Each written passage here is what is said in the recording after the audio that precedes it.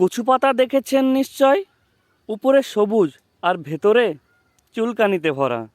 ঠিক তেমনই কিছু মানুষ আছে, বাইরে থেকে দেখতে ভীষণ সুন্দর কিন্তু ভেতরে আবর্জনায় ভরা। সাপ দুধ খেয়ে বিষ উগলে দেয়, আর গরু ঘাস খেয়েও দুধ দেয়।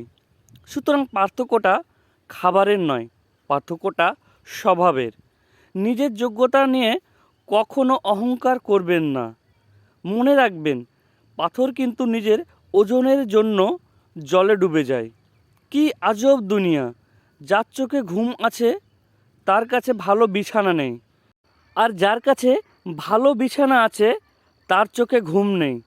যার মনে দয়া আছে তার কাছে দেওয়ার মতো কিছু নেই, আর যার কাছে দেওয়ার মতো অনেক কিছু আছে তার কাছে দেওয়ার মতো মনটাই নেই। কি বুঝলেন? আজব দুনিয়া।